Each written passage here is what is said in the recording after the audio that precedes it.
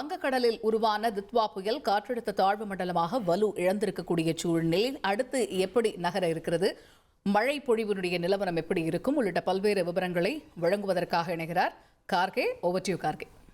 வங்கக்கடலில் இருக்கக்கூடிய டிட்வா, இப்போ டிட்வான்னு சொல்லக்கூடிய அது என்ன சொல்ல முடியாது, ஏன்னா அது அடுத்த நிலையை கடந்து விட்டது. காற்றழுத்த தாழ்வு மண்டலம், ஆழ்ந்த தாழ்வு மண்டலம், காற்றழுத்த தாழ்வு மண்டலம் அப்படின்னு ஒவ்வொன்றாக படி இறங்கி வந்து கொண்டே இருக்கிறது. ஸோ அடுத்ததாக ஆழ்ந்த தாழ்வு பகுதி, வெல் மார்க்ட் லோ ப்ரெஷர். சரி, இப்போது அது எங்கே நிலை கொண்டிருக்கிறது பார்க்கலாம். சென்னைக்கு மிக அருகே சரியாக 5 மணிக்கு பார்க்கிறோம். இது சென்னைக்கு நேர்கோட்டில் இருந்தது, ஆனால் இப்போது கீழிறங்கி இருக்கிறது. எப்படி அப்படின்னா தென் கிழக்கே போவதாக, இப்படி தென் கிழக்கே இந்த பக்கம் வர மாதிரி இருந்தது, இப்படி வந்து பிறகு தென் மேற்கே, அதாவது தென்மேற்கு இப்படி செல்வதாக இப்போது மாறி இருக்கிறது.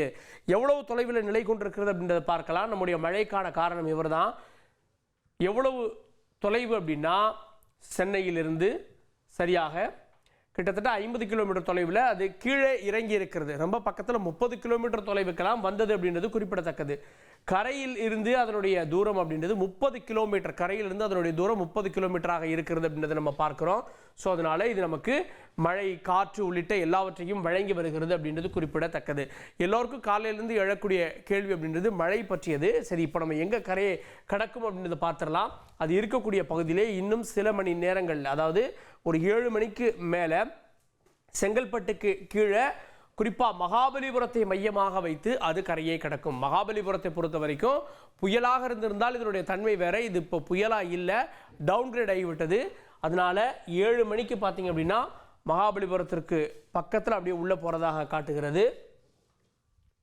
பாருங்க, அப்படியே கொஞ்சம் கீழே இறங்கி உள்ளே வரப்போ கல்பாக்கம் பக்கத்தில்ன்ற மாதிரி காட்டுது. ஸோ ஏதாவது ஒரு பிளேஸ் எக்ஸாக்டாக இருக்கும். அது உள்ளே சென்ற பிறகு சரியாக இன்று இரவு 7 மணிக்கு அந்த நிகழ்வு தொடங்கி 12 மணிக்கு உள்ளே வர்றதா காட்டுது.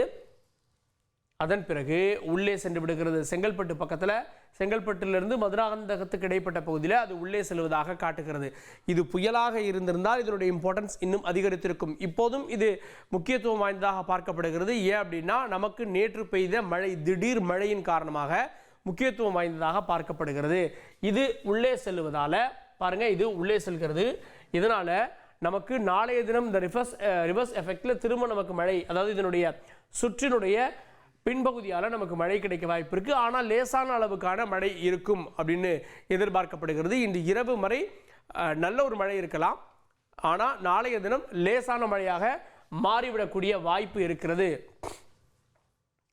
அதன் பிறகு நாளைக்கு வந்து உள் மாவட்டங்களில் குறிப்பாக மேற்கு தொடர்ச்சி மலை மாவட்டங்களுக்கு அலர்ட் கொடுத்துருக்காங்க. அதற்கான வாய்ப்புகளும் இருக்கின்றாங்க. குறிப்பாக கோவை, நீலகிரி போன்ற இடங்களில் இங்கெல்லாம் மழைக்கான வாய்ப்பு இருக்கிறது.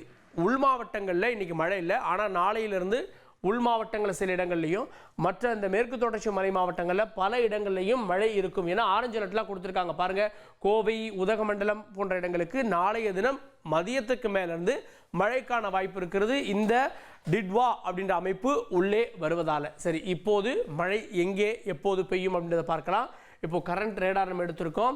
அதனுடைய நிலவரத்தின்படி சென்னைக்கு மேலே திருவள்ளூரில் இப்போது மழை பெய்து கொண்டிருக்கிறது. குறிப்பாக தெற்கு ஆந்திர பகுதிகளில் மழை மேகங்கள் சூழ்ந்து இருக்கிறது, நல்லாவே மழை பெய்து கொண்டிருக்கிறது. குறிப்பாக ஆந்திரா தமிழ்நாடு பார்டர் பகுதியில் ஒரு தீவிரமான மழை இப்போது பெய்து கொண்டிருப்பது நமக்கு ரேடாருடைய காட்சிகளில் தெரிகிறது.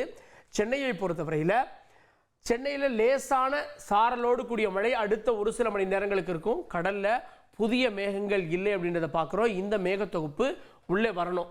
இந்த மேகத்தொகுப்பு உள்ளே வர்றதுக்கு 1 மணி நேரம் அளவில் ஆகலாம். இது வந்ததற்கு பிறகு அடுத்து புதிய மேகங்கள் உருவானதான் உண்டு. இப்போ மேலே உருவாயிருக்கு இல்லையா, இது மாதிரி இங்கெல்லாம் புதிய மேகங்கள் உருவாகி இது வந்தால்தான் உண்டு. அதனால் இந்த 1 மணி நேரத்திற்கு பிறகு அடுத்த சில மணி நேரங்களுக்கு நமக்கு மழை இல்லை. ஒரு 7 மணி வாக்கில் புதிய மேகங்கள் உருவாகுமா அப்படின்றத பொறுத்து தான் இந்த மாவட்டங்களுடைய நிலைமை என்னன்னு தெரிய வரும். இப்போதைக்கு திருவள்ளூர் மாவட்டம், குறிப்பாக ராணிப்பேட்டை மாவட்டத்துக்கு இது உள்ளே போகும். இன்னும் சில மணி நேரங்களுக்கு திருவள்ளூர், ராணிப்பேட்டையில் மழை தீவிரமடையும். சென்னை உள்ளிட்ட பகுதிகளில், குறிப்பாக செங்கல்பட்டு, காஞ்சிபுரம் உள்ளிட்ட பகுதிகளில் லேசான மழை 1 மணி நேரத்துக்கு தொடரலாம். அதுக்கப்புறம் மழை விட்டு விடுகிறது. புதிய மேகங்களை 7 மணிக்கு மேலே நோட் பண்ணணும்.